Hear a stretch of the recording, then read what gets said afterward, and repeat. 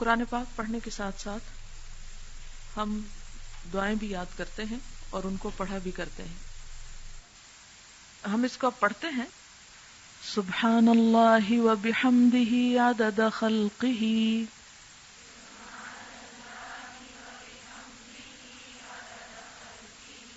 ورضا نفسہ وزنۃ عرشہ ومداد کلماتہ. سبحان اللہ، پاک ہے اللہ یا پاکی اللہ کے لیے ہے.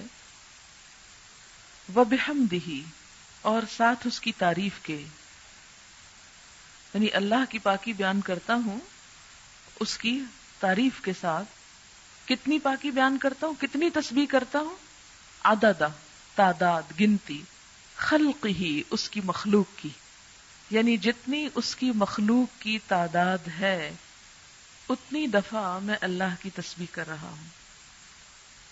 جیسا کہ آپ جانتے ہیں کہ صرف ایک آنکھ کے دیکھنے کے لیے، ایک آنکھ میں، دونوں میں نہیں، ایک آنکھ میں دیکھتے وقت 70 لاکھ مخروطی خلیے استعمال ہوتے ہیں. تو یہ ہر ایک کا ایک انڈیویجول وجود ہے نا، ایک الگ تخلیق ہے نا اللہ کی. یہ عدد خلقی ہی ہو گیا. پھر اسی طرح ستاروں کی تعداد کے بارے میں کہ اگر ہر ایک کا صرف ایک فرضی نام رکھ لیا جائے جیسے ABC، تو جتنے ستارے آسمانوں میں موجود ہیں ان کو گننے کے لیے 300 کھرب سال چاہیے. 100 لاکھ کا 1 کروڑ، 100 کروڑ کا 1 ارب، 100 ارب کا 1 کھرب، اور 300 کھرب سال. اتنے سال چاہیے صرف ان کے نام پکارنے کے لیے. تو اب آپ خود سوچیں کہ ان کی تعداد اپنی کتنی ہوگی، کیونکہ 1 منٹ میں آپ کئی نام لے سکتے ہیں. تو اب جب ہم تسبیح کرتے ہیں، جیسے تسبیح پڑھتے ہیں دانوں کے اوپر، تو ہم کہتے ہیں سبحان اللہ سبحان اللہ سبحان اللہ سبحان اللہ، یا انگلیوں کے اوپر پڑھ رہے ہیں آپ، تو ایک وقت میں آپ کتنی دفعہ پڑھ سکتے ہیں؟ مثلا 1 منٹ میں چند دفعہ ہی پڑھیں گے نا.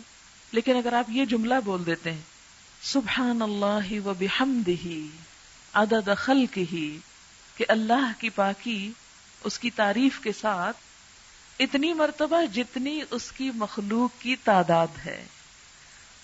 اور اللہ تعالیٰ کی مخلوق کی تعداد کتنی ہے؟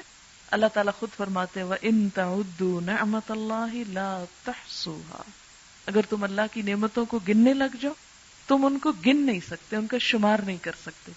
تو ہم تو گن ہی نہیں سکتے. اسی لیے کہتے ہیں نا کہ کما ينبغي لجلال وجهک، جیسی ہونی چاہیے ہم تو کرنے کے قابل ہی نہیں ہیں، ہماری تو زبان اس اہل ہی نہیں ہے. تو اسی لیے عدد خلقہ ورضا نفسہ، رضا کہتے ہیں رضامندی کو، نفس ہی اس کے نفس، یعنی اللہ کی ذات کی رضا کے مطابق، یعنی اتنی تسبیح، اتنی حمد کہ جس سے وہ راضی ہو جائے. اب مثلاً آپ 100 مرتبہ کرتے ہیں، 200 مرتبہ کرتے ہیں، ایک تسبیح کرتے ہیں، بعض اوقات لوگ 1,00,000 دفعہ آیت کریمہ بیٹھ کے کر رہے ہوتے ہیں. تو اب ہمیں تو نہیں پتا کہ اس 1,00,000 دفعہ سے اللہ تعالیٰ راضی ہوئے ہیں یا نہیں. ویسے اس نے جب کہا ہی نہیں، مانگا ہی نہیں 1,00,000 دفعہ، تو ہم نے اپنے پاس سے بنا لیا. نہیں، میرے خیال ہے 1,00,000 ہے، شاید میں غلطی کر رہی ہوں. وہ پتہ نہیں 25 اور کس نے بڑھائے ہیں، کس نے اپنے ہاتھ میں قانون لے لیا. خیر، اب یہ ہے کہ ہم تو وہ کر ہی نہیں سکتے. تو ہم اللہ تعالیٰ سے یہ درخواست کرتے ہیں کہ یا رب، ہم اتنی تیری تعریف کرنا چاہتے ہیں کہ جس سے تیری رضامندی حاصل ہو جائے، تو خوش ہو جائے. وزنۃ عرشہ، اور اس کے عرش کے وزن کے مطابق. وزنۃ عرشہ، اس کے عرش کا وزن کتنا ہے؟ ہمیں تو کچھ معلوم نہیں کہ اس کا عرش ہے کتنا. امام مالک نے کہا تھا نا کہ اس کے بارے میں سوال بدعت ہے. سوال بھی مت کرو کہ کیسا ہے وہ، ہمیں نہیں معلوم، بس اتنا پتا ہے کہ وہ ہے، کیسا ہے یہ نہیں معلوم. تو جیسا بھی وہ ہے وہ اس کو معلوم ہے.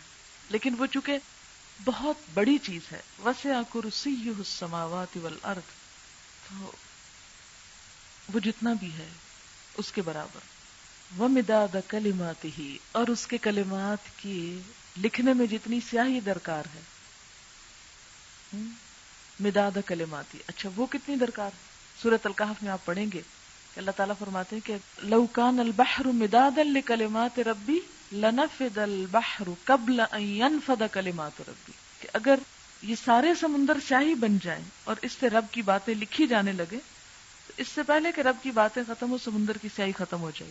ایک اور جگہ آتا ہے کہ 7 سمندر اور بھی آپ ڈال لیں اور اس کو سیاہی بنا لیں اور لکھنا شروع کر دیں تو رب کی باتیں ختم نہیں ہو سکتی. تو پھر اس کے لیے کتنی سیاہی چاہیے ہوگی، ہم تو اس کے بارے میں امیجن بھی نہیں کر سکتے. فرمایا جتنی چاہیے وہ مداد کلمات، کہ اس کے کلمات جتنے ہیں ان کو لکھنے کے لیے جتنا وہ مٹیریل چاہیے اس سب کے برابر. سبحان اللہ وبحمدہ عدد خلقہ